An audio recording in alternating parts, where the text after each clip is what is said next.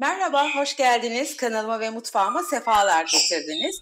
Bugün hemen çok pratik, çok sağlıklı bir sebze sote gösteriyorum. Restoranlarda bütün et yemeklerinin yanında servis edilen ve herkesin bayılarak yediği, tükettiği sağlıklı, buharda pişmiş sebze sote. Hadi buyurun tarife geçelim.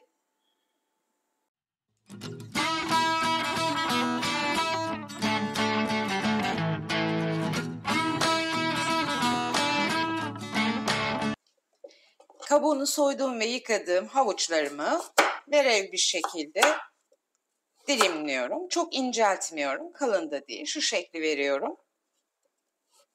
Restoranlarda et, balık, herhangi bir yemeğin yanında harika, mis gibi sarımsaklı, zeytinyağlı servis edilen garnitürler. Yapılışı çok kolay. Biliyorum ki çalıştığım dönemden çok seviliyor. Evde de bunu hemen çok kolay, sağlıklı bir şekilde yapılabileceğini göstermek istedim. Kabağım var. Kabağımı da şöyle hemen 4'e bölüyorum. Bunu da vere olarak kesiyorum, dilimliyorum. Bu kadar basit. Bir tenceremin dibine su koydum. Hemen çok azıcık. Onu da ocağıma koydum. Suyum kaynıyor. Altı kısık. Gördüğünüz gibi böyle bir süzgecimin, kevgirimin içerisine alıyorum sebzelerimi.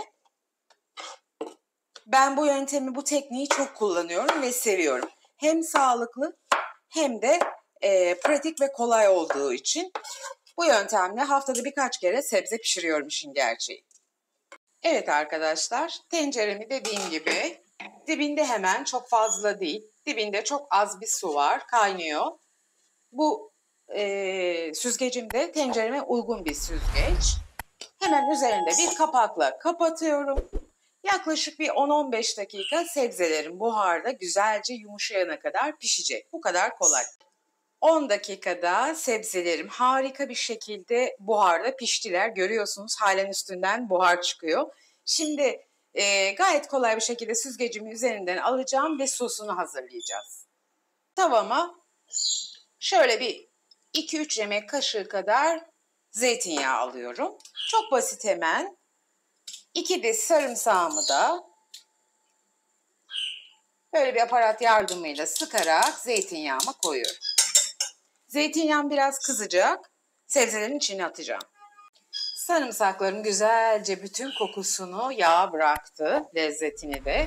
Hemen sebzelerimi üzerine ilave ediyorum. Çok basit, 2 dakikada hazırlanabiliyor ama çok lezzetli ve sağlıklı. Hemen tuz çekiyorum, biraz da karabiber çekeceğim.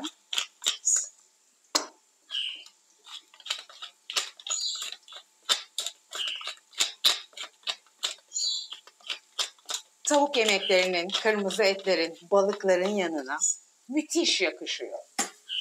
Hemen çalkalayarak birkaç dakika, sadece birkaç dakika soteliyorum. Zaten biliyorsunuz buharda piştiler. Sadece yağ ve sarımsağın bütün tadını emsin diye soteliyoruz, o kadar.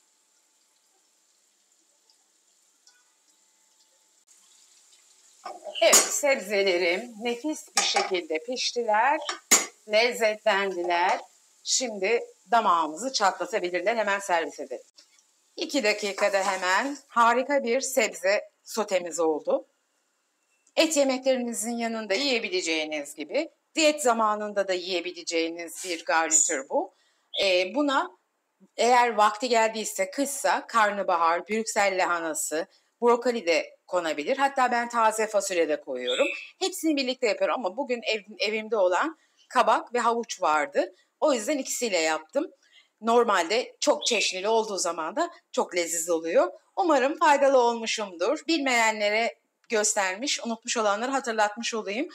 Eğer ki tarifimi beğendiyseniz videomu beğenmeyi, kanalıma abone olmayı ve bildirim zilini açmayı lütfen unutmayın. Bildirim zilini açarsanız bütün tariflerimiz paylaşır paylaşmaz size bildirilir ve tarifimi kaçırmamış olursunuz.